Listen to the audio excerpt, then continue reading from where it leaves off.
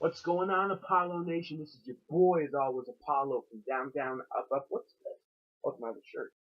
Yeah. Um, and today we make another episode of Apollo Talk. I don't know why I do that. I'm just doing that. You heard my thoughts on NXT Brooklyn 2 last time. This time we're moving on to SummerSlam. Got my list right here. Thank you for this. You know who you are. Boy. So, before I go down this list, I just want to say one thing. You guys know how my videos work around here. It's pretty low budget. I do this mostly for fun, but I really appreciate you guys watching. It's always awesome to have an audience. I just love talking. Like, that's just my thing. I love talking. Gaming is great. Thinking about like the real world and everything is great. Maybe I will make some real world videos if I feel like. Of course, WWE is like usually what I talk about. But thank you guys so much for watching. You guys don't know how much it means to me to have you guys watching. I really appreciate it. It just gives you that boost of the day, you know? Like, it's great. But anyway, moving on to SummerSlam. This is what you guys want to see when you click this video. Let's do this. Again, it's not in the best order, but I'll say it right now, that's because WWE didn't know the definition of match order SummerSlam.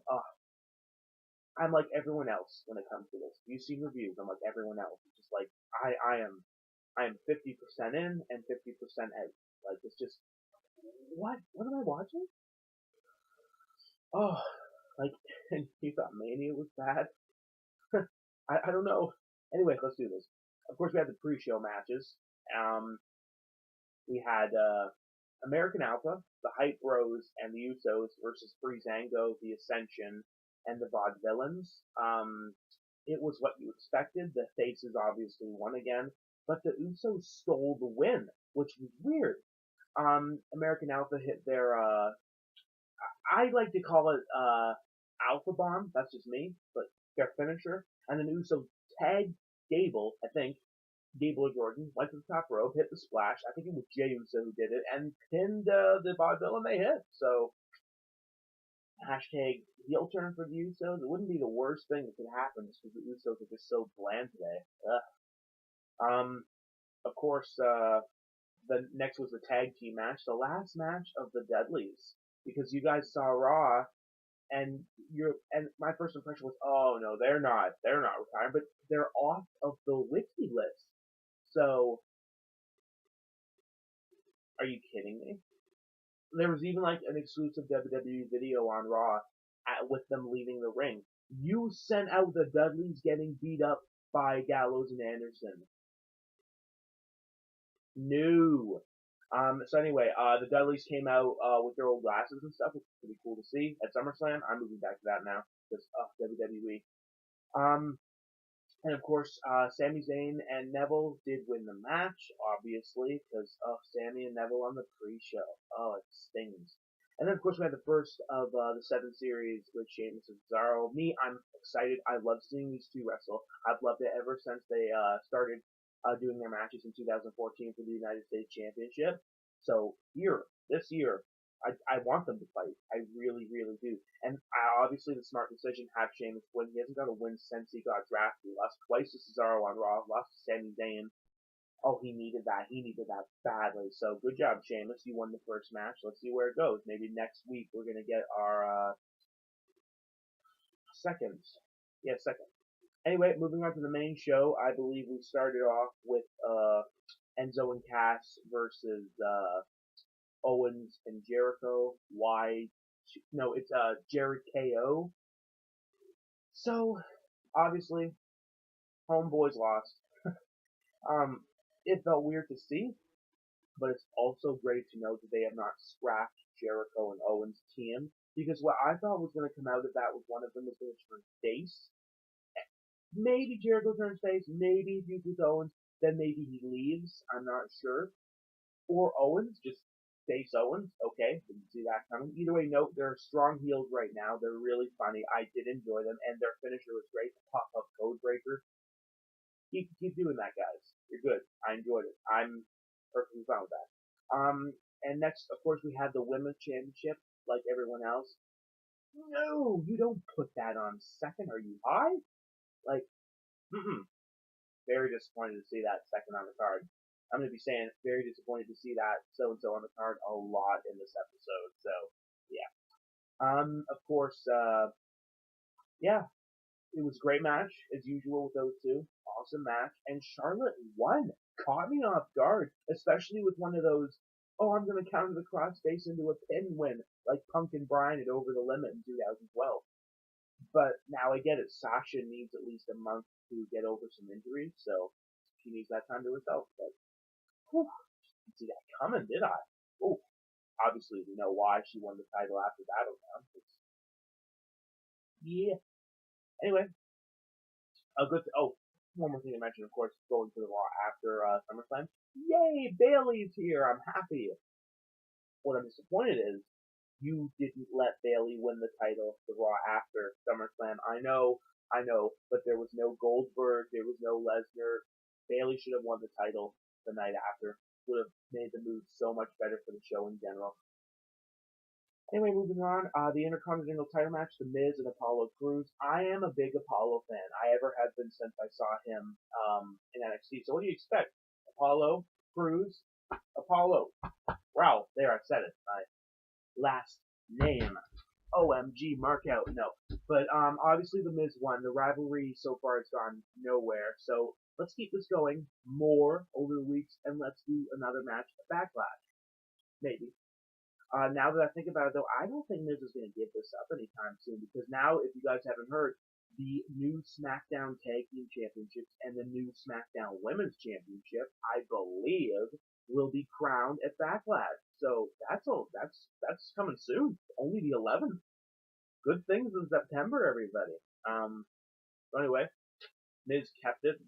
Fair enough. It was a decent match. I was cheering for my boy Apollo all the way. But yeah, Miz is still champion. I'm fine with that.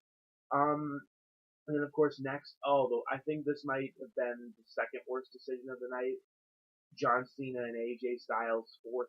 That was match of the night by far. By far it was. Oh, I just love that match. It was great. And it was great to see AJ win clean. Nobody thought in the bottom of their hearts that was going to happen. Nobody. So when I saw that, oh, it felt so nice. And then Cena leaves his never give up band or whatever, armband in the ring and leaves. So goodbye, John. I guess that's what that's simulating. Maybe we'll see him next year. Since he missed the majority of last year from around October to December, so it doesn't really matter if he misses it this year. But goodbye, John Cena, for now. Good job, AJ Styles. You might as well be the next contender for that WWE World Heavyweight Championship.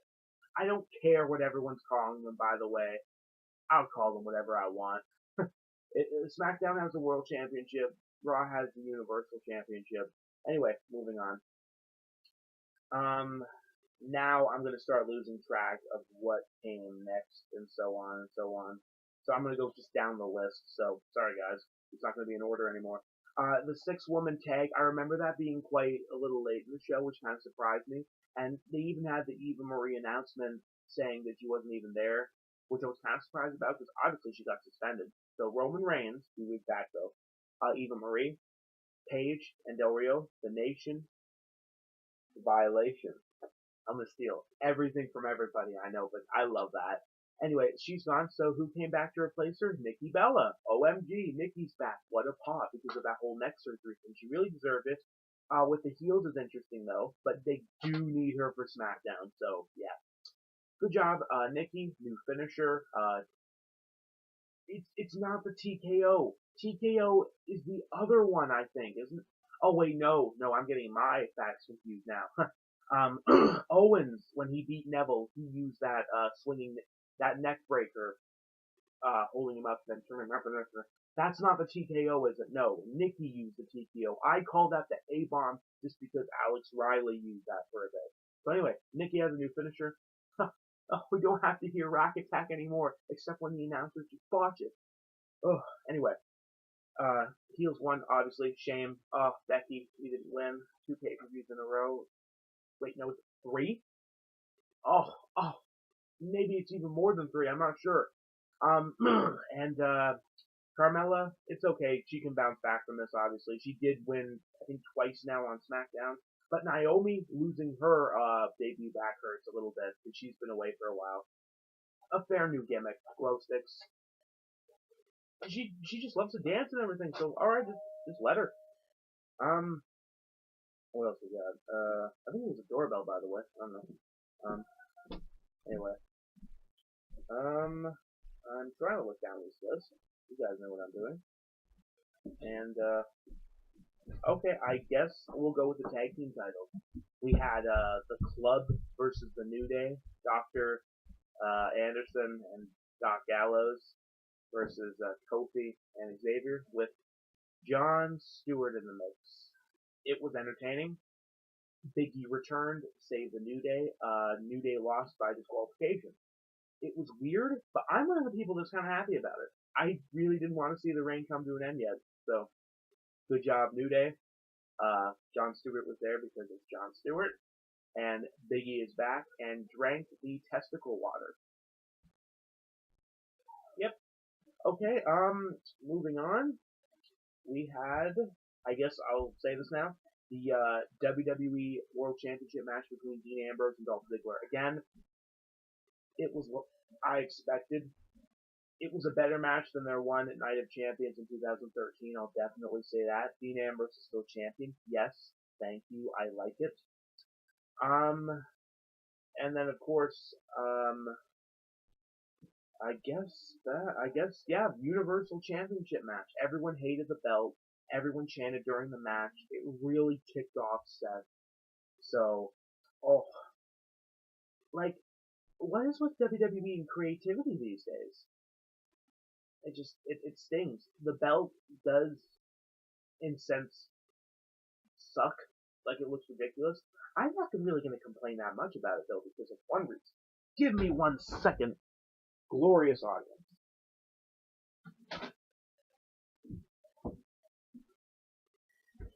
Oh, stick. The real champ is here. Right here. This is what a championship belt looks like, everyone. Nobody has seen this glorious thing since SummerSlam, when I stole it from Brock Lesnar.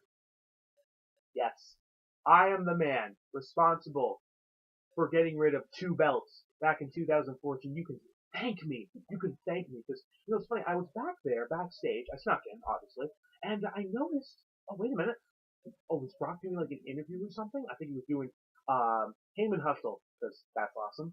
So it's like, oh, well, he's got 2. I don't think we'll mind if I take one of them, and here it is. Here it is. Yeah, it's glorious, isn't it? As good old Bobby Roode would say. This is a championship belt. This is not a big logo with colors. There's differences. I'm going to keep this on my shoulder because it's awesome. So anyway, yeah, Finn and Seth, though, moving back to the match, excellent, excellent, excellent. Finn did it, broke the barrier, but then he got injured. Oh, and he's gone for 6 months. Oh, that's so bad. That's so bad. So that lowers Vince's ever idea of doing that again.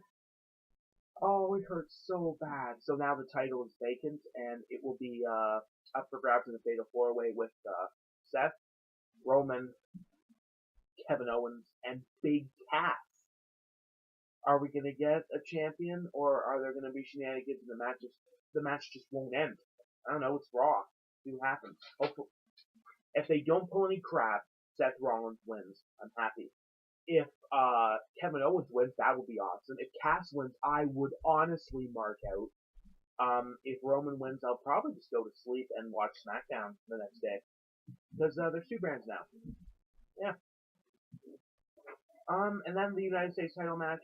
Boo, boo, boo. Why was that second last? B-O-O-O-O-O-O-O-O-O-O-O-O.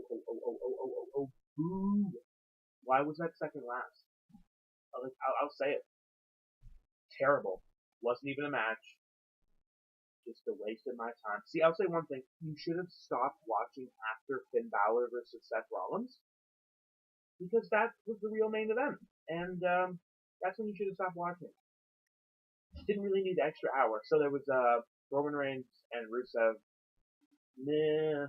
Fighting. Pain. No match. And then, of course, Brock and Randy. I think I have the right to say this. It was without a doubt the worst main event ending to any SummerSlam in history. Excuse me. Yeah, I'm gonna go with that. Wasn't as conclusive as I thought it'd be. No Goldberg, just Randy Orton bleeding badly, and apparently Brock got fined a whole 500 whoppers. Oh, $500. What a joke that is. Oh, Randy, I feel so sorry for you, my friend. And Brock, you, sir. I was fine with Cena in 2014 ending off like that. And of course, Undertaker last year was just spectacular. But this year was just the, as I said, stop watching when you finish Finn and Seth. If anyone still has not seen SummerSlam. So yeah, that's basically my thoughts about it. I've already talked enough about it with my friends. So yeah, that's SummerSlam, everybody. And again, just a reminder, if anyone's watching, this is a championship. This right here. This is a real championship design. This is not a logo with colors. No. Nope, it is not. So that basically does it with my opinions slash rant. I hope you all enjoyed it. I'm trying to not go on and on about it, but that's it for now. We'll see where it goes. We'll see where it goes. Backlash is coming up. School year's coming up, everybody. Get ready. Keep it real. Chaff his hair, but I'm not going to say that.